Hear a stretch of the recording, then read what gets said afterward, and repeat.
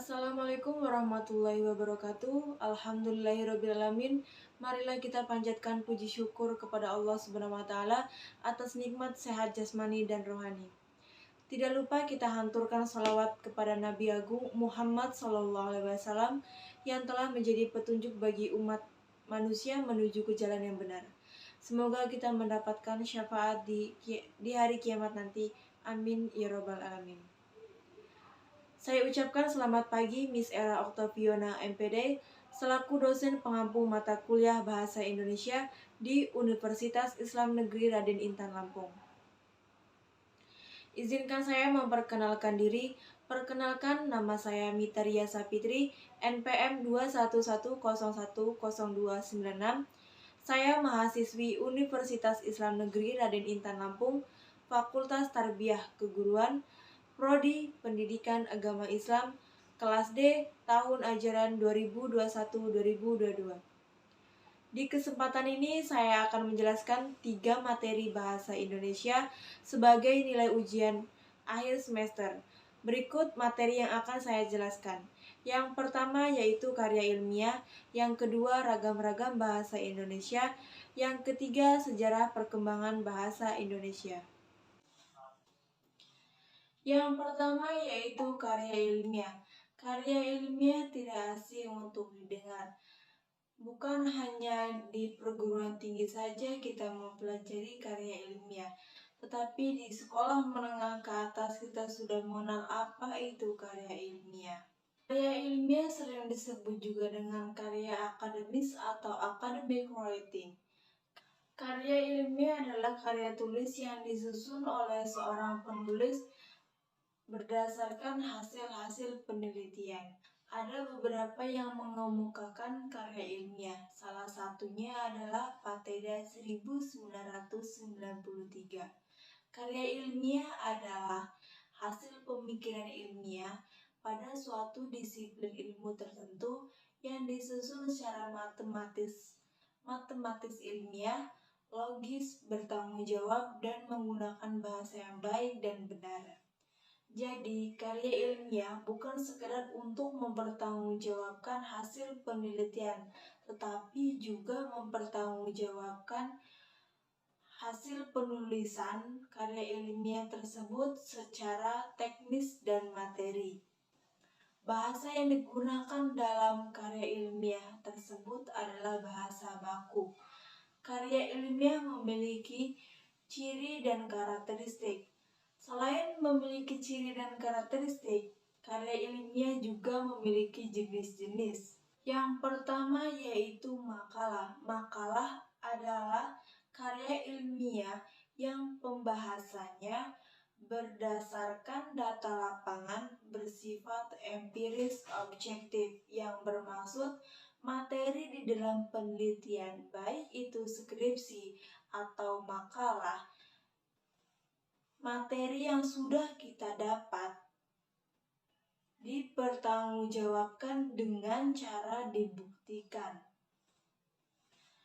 Makalah memiliki jumlah halaman paling sedikit 15 sampai 25 halaman.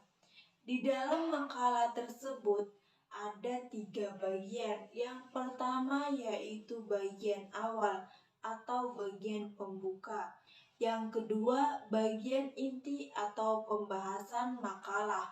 Yang ketiga bagian akhir atau bagian penutup.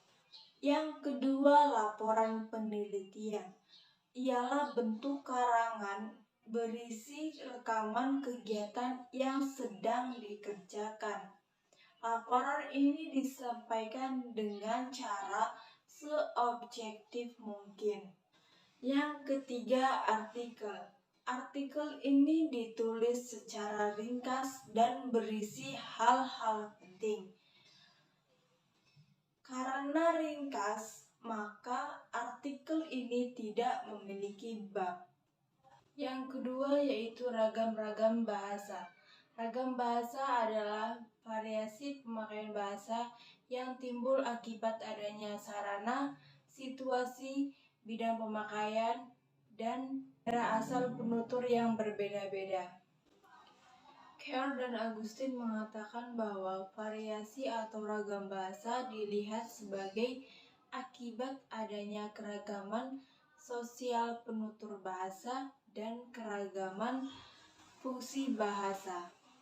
Di dalam ragam bahasa ada bahasa resmi dan bahasa tidak resmi.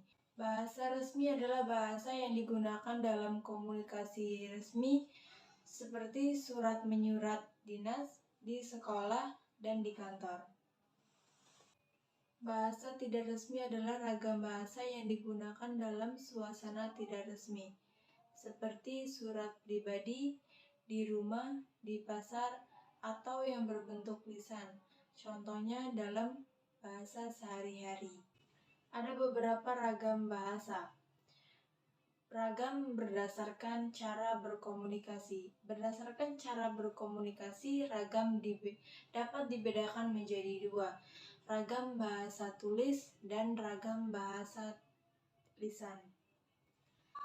Kedua jenis ragam ini sebenarnya memiliki hubungan erat. Ragam bahasa tulis yang unsur dasarnya huruf melambangkan ragam bahasa lisan. Sering timbul kesan bahwa ragam bahasa tulis dan lisan itu sama, padahal masing-masing memiliki seperangkat kaidah yang berbeda satu dengan yang lain.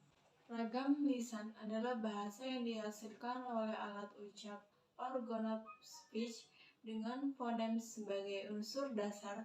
Komunikasi terjadi secara langsung, sehingga terikat oleh kondisi, situasi, dan waktu. Ragam lisan memiliki ciri yaitu langsung. Pembicara dan pendengar bertemu secara langsung. Jadi, ciri ragam lisan langsung ini bertemu secara langsung atau bertatap muka dan tidak melalui media elektronik. Tidak terikat ejaan bahasa Indonesia. Maksudnya adalah pembicaranya melakukannya melalui bahasa oral dengan memperhatikan situasi pembicaraan.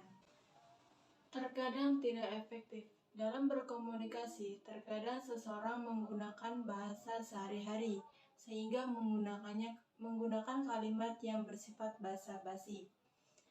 Kalimatnya pendek. Seseorang terkadang menggunakan bahasa yang pendek dalam berkomunikasi dengan beranggapan bahwa lawan bicara sudah memahami maksud yang disampaikan. Ragam tulis adalah ragam bahasa yang dihasilkan dengan memanfaatkan tulisan dengan huruf sebagai unsur dasarnya. Jadi, komunikasi yang terjadi tidak secara langsung. Ragam tulis juga memiliki ciri-ciri, yaitu yang pertama santun, memenuhi kaidah yang ada dan menggunakan pilihan kata atau istilah yang tepat dan cermat. Yang kedua yaitu efektif, hemat dan singkat tetapi mengena dalam hal maksud yang diungkapkannya.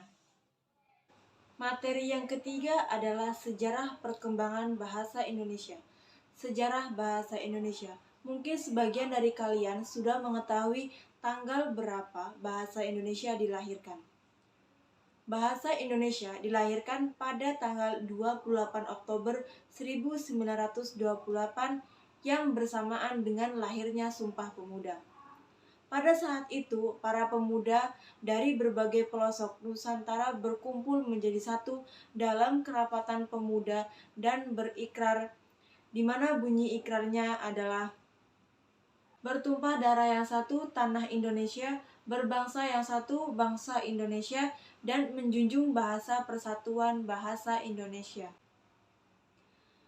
Dari kalian pasti sudah sering mendengar atau sudah menghafal ikrar tersebut atau yang dikenal dengan Sumpah Pemuda.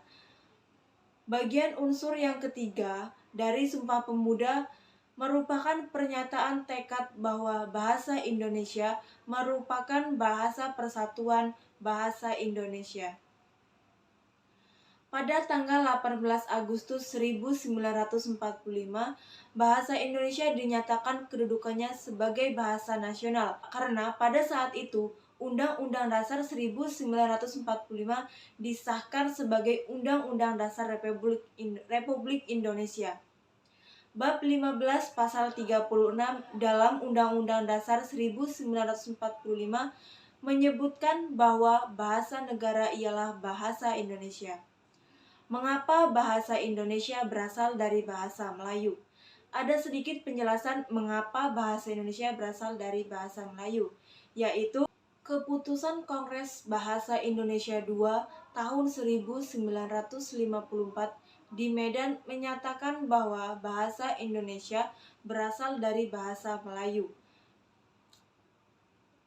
Bahasa Indonesia tumbuh dan berkembang dari bahasa Melayu yang sejak zaman dulu sudah dipergunakan sebagai bahasa perhubungan atau lingua franca. Bukan hanya di Kepulauan Nusantara, melainkan juga hampir di seluruh Asia Tenggara. Sejak abad ke-7, bahasa Melayu mulai dipakai di kawasan Asia Tenggara. Ada beberapa bukti menyatakan ditemukannya prasasti di kedudukan Bukit Berangkat tahun 683 Masehi di Palembang, Talang Tuo Berangka tahun 684 Masehi, Kota Kapur Berangka 686 Masehi di Bangka Barat, dan Karangbrahi Berangka tahun 688 Masehi di Jambi. Bukan hanya di Kota Palembang, Bangka Barat, dan Jambi saja ditemukannya bukti bahasa Melayu sudah dipakai, tetapi di Gandasuli, Jawa Tengah, ditemukannya juga bukti prasanti Berangka tahun 838 Masehi, dan di Bogor ditemukan prasasti Berangka tahun 943 Masehi yang juga menggunakan bahasa Melayu kuno. Pada zaman Sriwijaya, bahasa Melayu dipakai sebagai bahasa kebudayaan, yaitu buku pelajaran agama Buddha.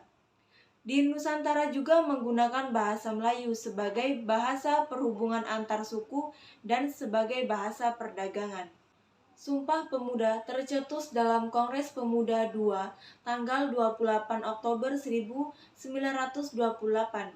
Namun, 2 tahun sebelumnya, seperti diungkap Sudio lewat buku Perhimpunan Indonesia sampai dengan lahirnya Sumpah Pemuda 1989.